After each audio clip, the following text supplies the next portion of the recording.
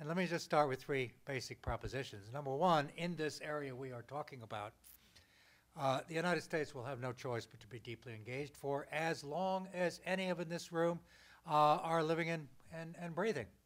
The idea of the United States somehow reaching a conclusion in this region and then being able to diminish our engagement, as we are now finding in Europe or in areas that were dominated by the old Cold War, it's not going to happen. And if there was any reason for us to have that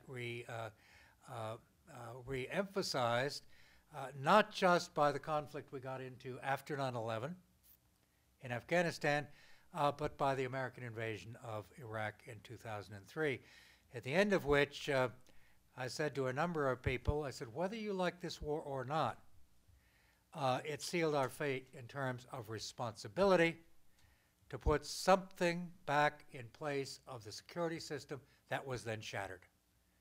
And I also said to our European allies, many of which didn't like what we were doing, largely incidentally because they were afraid we would end up exactly where we did and it would distract their attention from things they cared about. I said, you also have no choice but to be engaged. It's going to be a long time coming, and frankly, I don't see the end of it. But what's the worry? The worry is, I think, twofold. Number one, the price of engagement, certainly in blood and in treasure. We have now spent variously on the two wars we're engaged in, somewhere between, you're the economist, you tell me, somewhere upwards of $2 trillion, and if you look at all the associated costs, a good deal more than that, and there is no end in sight. But on top of which, there are extraordinary opportunity costs. The time, effort, attention, resources we put into this region, beginning with the two wars and other concerns, necessarily detract from other things we would like to do in the world, and also things we'd like to do at home. The price in terms of our domestic development is real. The price in terms of what some people think is the focus of the 21st century, whether it's India or China or someplace other than Europe and other than the Middle East, that price is real. And that leads to a question about whether we can find some alternative means of meeting our continuing responsibilities, and yes, our continuing interests in a less difficult way. One of the things about the Afghan Study Group is that we are 60 different individuals who are in this, coming from different walks of life, different parts of the country, different sides of the political spectrum. And there are different reasons that unite us in our push for, a different policy in Afghanistan. Excuse me. The first is cost. And this we find to be the thing that resonates most with the American public on the Afghan war. The projected cost for the United States in Afghanistan, according to the Congressional Research Service, for FY 2011 will be $119 billion. That comes out to $325 million a day. Last month, the city of Camden, New Jersey had to lay off 400 firefighters, cops, and other municipal employees because of a budget deficit of $26 million. We go through $26 million in a matter of hours in Afghanistan.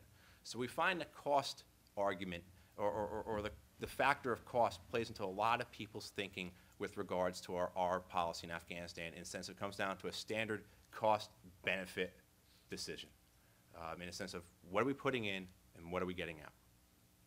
The second one is that we're not having a real effect on al-Qaeda. It's true al-Qaeda needed safe havens in the Sudan and then in Afghanistan in the 90s to build and grow into the organization that it became. But they don't need that any longer. They're a near virtual organization that operates around the world through small cells or individuals. Their spiritual leaderships in Pakistan. But even if we were to put 100,000 troops in Pakistan, we would probably not affect al-Qaeda in any meaningful way. If anything, we would play to their message of occupying another Muslim country and calling for jihad against the West to defend the Muslim lands. So many of us see us not having this effect on al-Qaeda, the presence of 100,000 troops in Afghanistan at a cost of over $100 billion a year. I was asked to talk about the costs of some of this, but I'm going to weave it slightly different, because we often, I did create the Afghanistan Study Group. Today we put out a release that talked about the cost of the war. And we did a survey of people who identify as conservative voters and people who identify as Tea Party affiliated members. I wanted to know what they thought about foreign policy. Maybe some of you were the people we talked to, I don't know. But I had read a CNN poll that disturbed me that showed that both Tea Party affiliated voters and conservatives largely supported the Afghanistan war. Well, when you went through and I looked at the questions they had, there was no context. There was no context. People have been largely buffered in the United States from the cost of the war. We don't have a draft.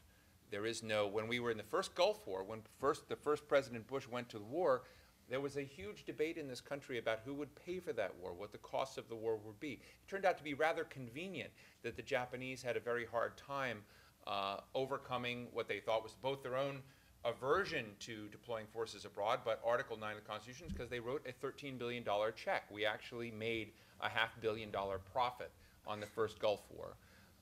But there was a concern at least about balancing and being cognizant of at least the financial costs of the war. What's interesting today when you think about security and you think about the figure that in a country like Afghanistan, which has a GDP of $14 billion, I'll say that again, it's $14 billion. It was on PBS NewsHour one night recently, and I mentioned that. I said our fiscal year 2011 expenditure will be about $119 billion. It's not just 1 year. It's risen very rapidly from about a $30 billion a year expenditure to where we're at now. It will continue to rise with the deployments. But when you look at that level of cost, Jim Lehrer looked at me and said, that can't be true. I mean, he essentially did a double take. And of course it is true. And I think many people have not been aware of that. When conservative voters were told about the high cost of the war, they didn't necessarily, the war had not been worth it, but they wanted to pivot right away. There's a sense that America's at a point where hard choices need to be made. What's interesting to me is I actually don't think financial cost of the war is the issue at all. I commissioned the report, but for me the cost is cost in the perception of American power and the cost in America's ability to affect and change the international system in ways that other nations respect or fear.